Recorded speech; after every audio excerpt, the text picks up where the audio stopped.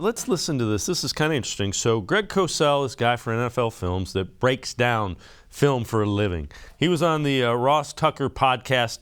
Here is how Greg Cosell, really good at breaking down film, feels Deshaun Watson fits into Kevin Stefanski's system. I think in Kevin Stefanski's offense, which, every offense is built on structure. Everybody needs to understand that. No coach says, let's just run around today and see what happens.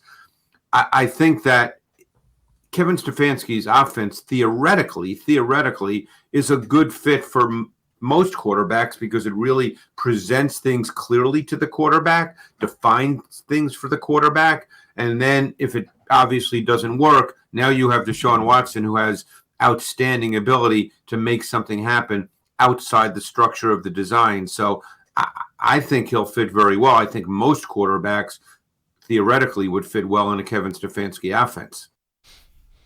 And G. Bush, what he's saying is when it goes well, he'll be able to do it 90% of the time. If it doesn't go well, he's going to find a way to make it work probably better than 50% of the time. Yeah, and I think when you look at a lot of people, and this is the disappointing thing to me is, when you go back, you break it down to football X's and O's and what's going on that field. You can say that, this is a head scratcher from a standpoint of you giving away a lot of assets to a guy that, definitely doesn't know how long he's going to be suspended or what the ramifications of those allegations are. That's fine. You can say that. But when you talk about football as a football sense, this is a slam dunk. People, sometimes it's like I'm sitting here listening to the national media, and they're hoping and wishing like he's going to be terrible all of a sudden. But when you go back to that film and you look at what Kevin Stefanski wants to do, he's gonna have two stellar running backs to hand the ball to, and those guys do it in a different way, and they can catch the ball out of the backfield, good hands. They don't put the ball on turf, and they run extremely hard. So now you're going to turn around and you say, okay, well, now we got the play action game where Deshaun Watson has levels of touch on his football. He can throw the beautiful deep ball if you go back and look at it. He has touch on his intermediate throws, can put the ball on the money. And then when nothing isn't working, when everything breaks down, he can just be special with his legs.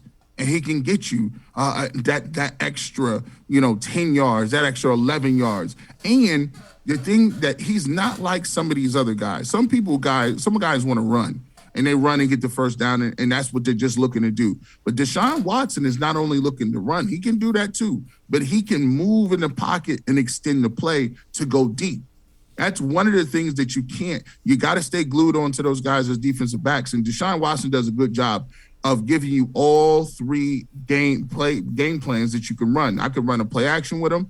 I can run the zone game with him. I can do the RPO stuff. I can do the deep balls, and he can extend plays. So from a standpoint of what the Cleveland Browns already had with a great offensive line and a running game and a tight end that can get vertical, it looks really good for the Browns offense. And I put their offense with anybody in the AFC or in the entire NFL as what they can do to make defenses just go crazy. Yeah, keep in mind, Deshaun Watson has never had a running back like Kareem Hunt or Nick Chubb. Now he's got both of them. So it's going to be a lot of fun to watch that offense.